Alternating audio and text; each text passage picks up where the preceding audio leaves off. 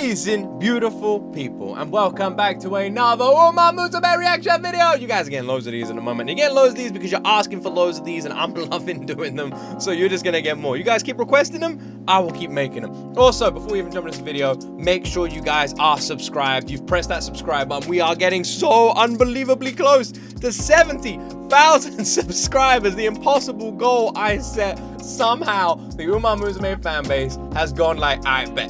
It's just smashed it. I can't believe we've got up nearly 2,000 subscribers since the announcement. You guys have been insane. Thank you so much for your support.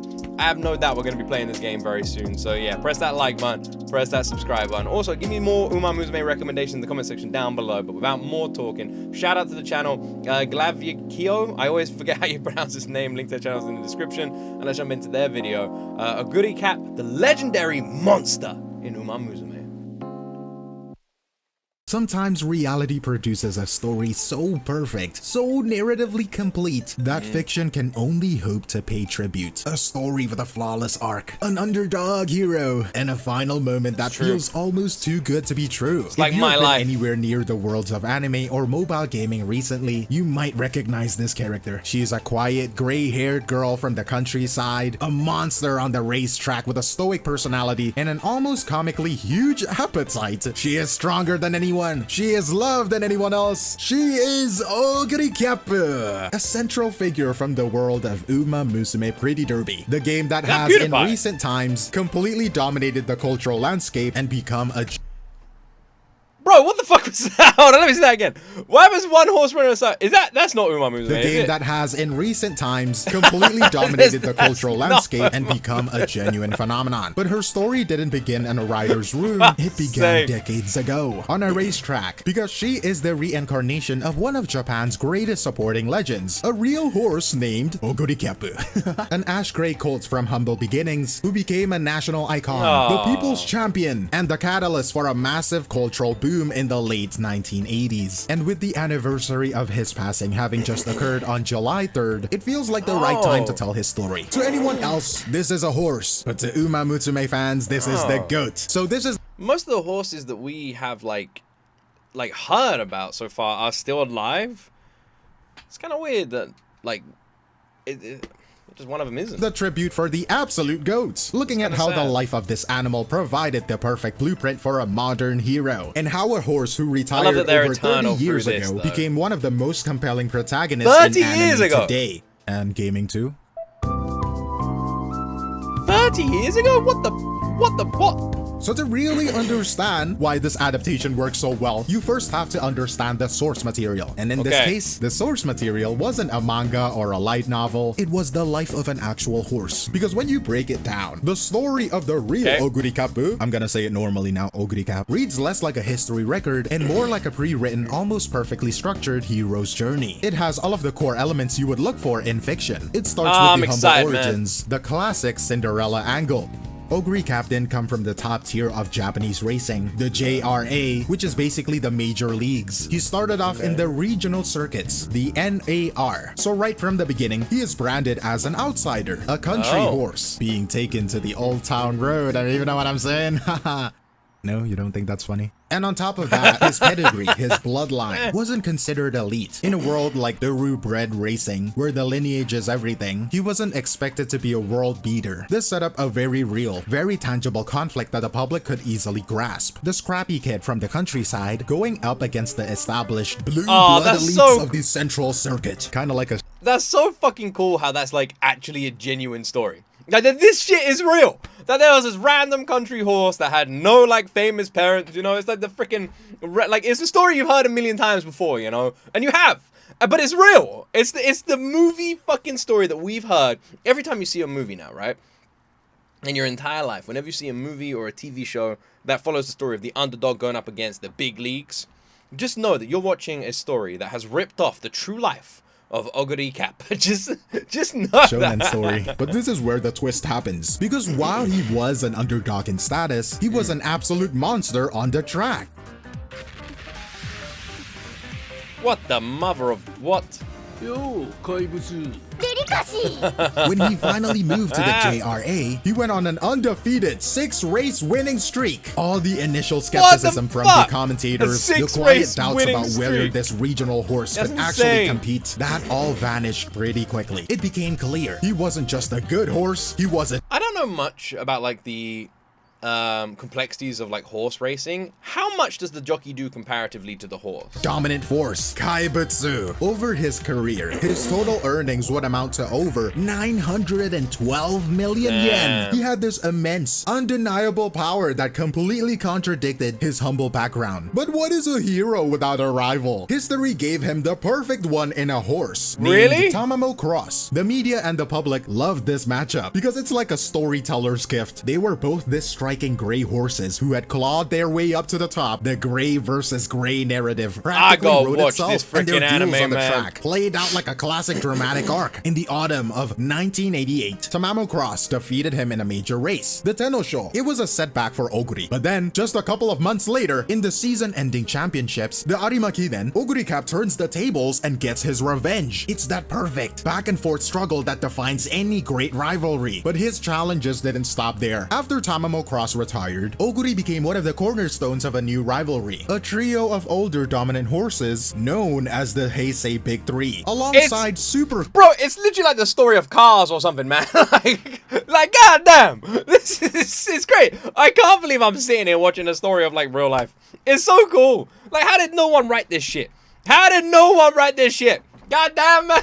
Freak and Inari won. He battled for supremacy throughout the 1989 season in a series of epic clashes that kept the entire nation watching. But the final act of his career is what cemented him as a legend. It is the kind of ending that, if you wrote it for a movie, people might say it was a little too unbelievable. By the end of 1990, Oguri Cap was in the worst slump of his career. He was coming off 2 humiliating losses, a 6th place finish, and then a shocking 11th. The experts had completely written him off. He was old, he was way past his prime, and he was heading for a quiet retirement. But the public's faith never really wavered. For his final race, that year's Arimakinen, a record-breaking crowd of over 177,000 people packed into the stands. They weren't just there to bet, they were there to see their hero one last time. And somehow, he delivered a miracle. He surged in the final stretch and won the race. The reaction from the crowd was instantaneous, and it is now one of the most famous moments in Japanese sporting history. As he crossed the finish line, the spontaneous deafening chant of his name, the Oguri Koru, erupted from the stands. It was this wave of pure unscripted emotion from nearly 200,000 people. It is the perfect storybook ending. The fallen hero counted out by... Bro! Cars Free, anybody? It's the story of Cars Free. I'm calling up Pixar, man. Pixar fucking copied this shit. Pixar 100% just ripped off this true story. Like, that whole story is the story of Cars Free. I got like a tear in my eye. God damn, the final race. I got fucking goosebumps. I'm not even joking. The final race before retirement. That never happens. That never happens because the horses before retirement are older and slower and are like people said, like not at their physical peak, and there's loads of other horses around them that are. That is insane. That is amazing. Fucking hell, man. Everyone returns for one last impossible triumph. It is a moment of catharsis that fiction constantly strives for, but reality very rarely provides. So when you have a real story with all of these elements already, that's the thing. Reality never provides. How many of you support like some kind of sports team or some kind of person or athlete or anything like that? You want, like, there's these times where you feel like all the odds are stacked like against you, and it's like those are the moments where your team can shine, but it doesn't. You just lose, right? Because that's sadly the real world. Unless it isn't in place. The question for a creator isn't what do we invent, but rather how do we translate it? Well, the first and I think the smartest thing the creator did was wait a second. How do we... I saw a meme on Twitter and it was a picture of like a guy who looked like this in the crowd of like a horse racing thing, and I had no idea what it meant. I feel like I get it now. Translate it. Well, the That's first and I amazing. think the smartest thing the creator did was in translating Oguri Cap's spirit into a personality. The real horse was known for his immense fighting spirit. He was nicknamed the Gray Monster, a Kaibutsu. The easy route would have been to make the character loud, aggressive, a typical shonen protagonist, but they didn't do that. Instead, the Oguri Cap of Umamusume is quiet. She is stoic. In anime terms, she is what you would call a kudere. That is the type of character who is cool and distant on the outside, but has a lot going on underneath. It is a deliberate choice, and I think it's a clever one. By making her so reserved in her daily life, the moments when that monster power is unleashed on the track become far more impactful. It creates a stark contrast that makes her presence feel immense. And then there's that most famous trait, the one that is a direct one-to-one adaptation. The appetite! The real horse was a notoriously huge eater. The anime takes this fact and turns it into her defining quirk. This is where you see the fan community really latch on, giving her nicknames like Oguri the Grey Munchster and spawning memes about her ordering over 900 family meals from KFC during a promotion. It is more than a gag, I think. It makes the monster endearing in a way, and this idea is woven right into the game's mechanics with brilliant. So, I'm a vegetarian. I know, boo, right? But one day, I would love them to release like a vegetarian bargain bucket. They've already brought out the fucking, like, KFC, man, is banging. Like just a vegetarian bargain bucket. Look, Mr. KFC, if you're watching this, you don't even need to release it public. Just give it to me. Because your vegetarian burger fucking slaps, alright? Just take those, put them into a fucking bargain bucket, give me some KFC gravy, give it to me, and everyone just get the fuck out of my way, okay? Like, one day, man. Because goddamn, it's finger licking good. Complexity. On the surface, you have the gourmand skill, which literally restores her stamina mid-race. You know, pretty simple enough. But looking, you know what, this just goes to show that sponsorships work, because I saw the KFC bucket and I wanted KFC. Deeper, her in-game design is a masterclass in reflecting the real horse's versatility. She possesses an A aptitude for both turf and dirt tracks. She can excel both mile and medium distances. This means players can build her as a pacer who stays mid-pack or a late surger who closes from behind. This mechanical flexibility isn't just for gameplay variety, it is a direct reflection of the real Oguri Cap's remarkable ability to win major races under wildly different conditions. It lets the player feel his legendary adaptability. And now finally, you see this art of translation in the small details of her design, the things you might not notice at first glance. These are the quiet homages that show a deep respect for the source material. The crown she wears, with its yellow and diamond pattern, it is a direct reference of the racing skills. The jockey's uniform, one of her primary owners. The little star emblem on her school uniform collar, that is the Kazamatsu star, a symbol of her humble home racecourse where her journey began. Like, they ground this fantasy character in historical fact. They are a It's so fucking cool that this horse was just like an underdog. You're like, well, an under horse. It's like just so random. Imagine a random bar covering those people's faces. Who are they? Yeah, man. It's just so random. And literally looking at this picture just makes me so fucking happy. It's like, this is where the horse came from. It's like I said, I've only been to 2 horse races in my life. One of them was like a fairly big one here in the UK. The other one was like a nothing one. It was like in a field nowhere. I don't even know what it was. Both of the times the big one I didn't really get to see anything, but the small one I did. But the reason I'm saying this is because I'm just imagining like seeing a horse like that at one of the small ones, and then that horse just going on to become like the fucking guy. Constant quiet acknowledgement of the real legacy she like represents. How cool that is. And the same level of detail. This respect for the source material is applied to how they handle the actual iconic events of Oguri Cap's career. The creators use the historical record as a scaffolding to build their drama. They take the key moments and amplify the emotion that was already this not there. make some a perfect example of this is how they handled the Japanese Derby. In real life, Oguri Cap was barred from entering the Derby, which is the most prestigious race for a 3-year-old horse in Japan. The reason was simple, a bureaucratic one. He had started his career in the regional leagues, and the registration rules at the time just didn't allow him to participate. Now, a lesser adaptation might have just skipped this, right? Or mentioned it in passing. But in Cinderella Grey, this isn't a footnote. It is a tragic, defining moment for the character. It is framed as a gut punch. The story shows her dreaming of winning, only to have that dream ripped away by a rule she can do nothing about. It powerfully. It is very good that the that they stuck to like the original. I like that.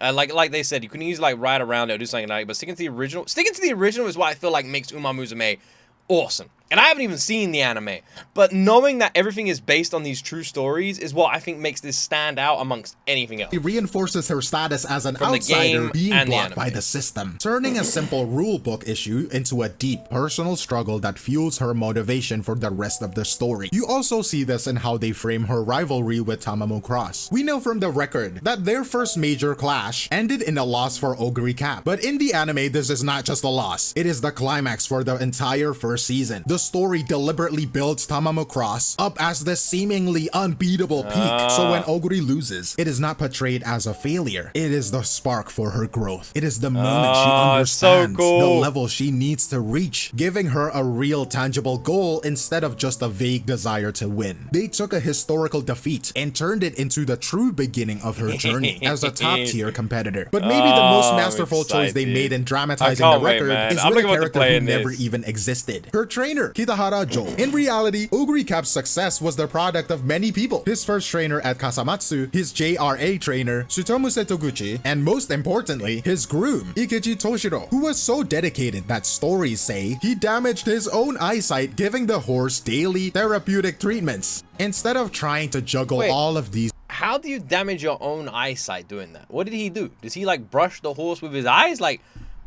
how do you damage your own eyesight brushing a horse? Is a horse is bad for your eyesight? Let me have a little look here. Let me look. All right, hold on. A horse is bad for your eyesight. Let's have a look. No, horses are not bad for your eyesight. Yeah, it's fine. Dust and stuff can cause irritation and infection. All right. Wearing glasses. No, because of the dust. Is that why? It's something to do with dust? Different figures. The creators made a single composite character. Kitahara Jo embodies the faith of all of them. He has the skill of the trainers, and most importantly, he carries the deep emotional bond of the groom. It is a very smart storytelling choice. It streamlines the narrative, giving the audience one powerful, central relationship to invest in, which carries all of the... That's actually a smart move. So they put like all of the people involved into one person. Emotional weight of her entire real-life support system. It is a series of deliberate choices that all serve one purpose: to honor the spirit of the original story. And the effect this has had is remarkable, because what you end up with isn't just a successful adaptation. It is a symbiotic relationship between the past and the present. One couldn't really exist as it does without the other. The incredible dramatic reality of the horse gave the fiction its soul. It provided a story so emotionally resonant that it felt so true, because it was. But now the fiction is repaying that debt. The popularity of Umamusume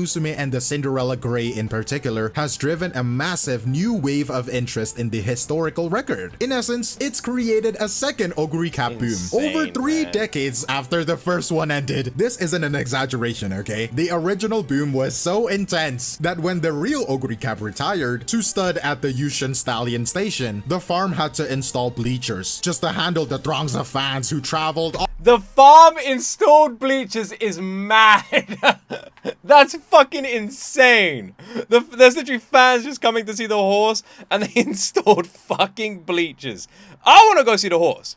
I'll tell you what, man. One day I'm going to go to Japan, and when I go to Japan, I got a lot of shit to tick off my list. I'm going to go see some of these horses from Umamusume. I'm going to do some man, I'm so excited. I'm going to do like a proper like tick sheet. I'm going to take you guys all on that journey. I want to see a couple of bands live while I'm out there. We're going to do loads of fun shit. It's gonna be fantastic, man. It's gonna be great. All the way to Hokkaido, simply to sit and watch their hero graze in his paddock. And today, you see that same passion reborn. His old home track, Kasamatsu Racecourse, now hosts collaboration events. And thousands of fans of the anime show up, traveling to this little town to walk the grounds where their hero's journey began. They are connecting with the history because the fiction invited them in. Which brings us to what this all really means, okay? A franchise like this, through a character like Oguri Cap, functions as a form of cultural preservation. It is entertainment, but it is also a living monument. It ensures that these legendary stories don't just endure in dusty record books or in the memories of those who were there. They are being felt, experienced, and loved by an entirely new generation, both in Japan and globally. The legend isn't just being remembered, it is... Is there an Umamusume in real life, like, video that I can watch?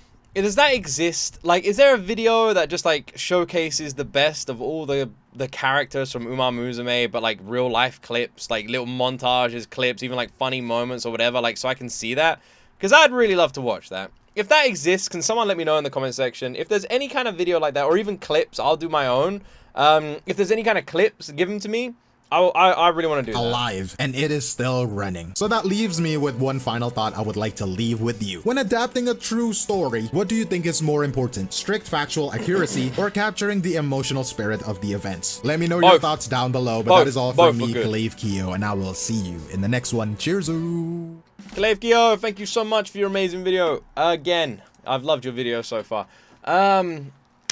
Yeah, both are good. Like that meme from that random movie, what's it called? Gold, Catching the Gold, some sort of gold. Movie where these two guys go get gold. Both are good. I can't believe I'm falling in love with this, and I've never fucking done anything to do with it. I've never watched the anime. I've never played the game. I haven't done any of these things. And yet, Umamusume, if someone's like, yo, Luke, you're a fan, this is like League of Legends all over again, man. Except at least with League of Legends, I've seen like Arcane and shit. But with this, I've seen nothing. I've seen nothing around Umamusume. The gameplay I have seen comes from Hololive. And that's literally it. Like, that's all I've freaking seen, man. Other than that, I haven't checked out anything.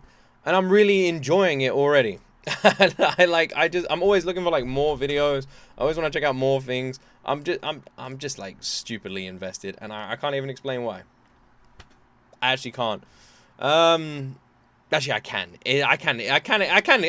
Why can't I? I'm just repeating myself a million times. I can 100% explain why. It's because I've never seen anything like this. It's because this is the most wholesome freaking genius thing I've ever experienced. It is because the idea of taking something that is real and putting it into entertainment is just fucking genius. And it makes me wonder why it hasn't happened more. Why isn't there more of this? There's not just horse racing. There's tons of other things where this could be implemented and used. And I feel like I honestly look at Umamusume as the poster representation of all of this. You know, like its formula could be taken and used on so much. And you would see the same sort of results. Like even motorbike racing, car racing, you know, boat racing, any kind of like racing element or sports element or anything. Umamusume is the example that people need to like follow from. That's what I reckon from watching this. That's what I think. I think Umamusume has cracked the ultimate formula. I truly do.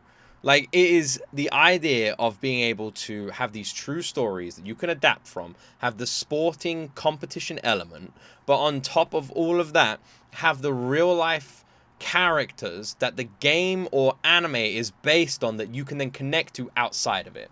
It is a formula I have never seen before. And it is one that just seems so simple, it's genius. And I really feel like that's where Umamusume just crushes. It is in that idea. It is the idea behind all of it. So good, man. It's so good. And learning more about like the horses and more about the culture and more about like just... It just makes me want to like just continue to deep dive into everything that is Umamusume, which we are going to continue to do.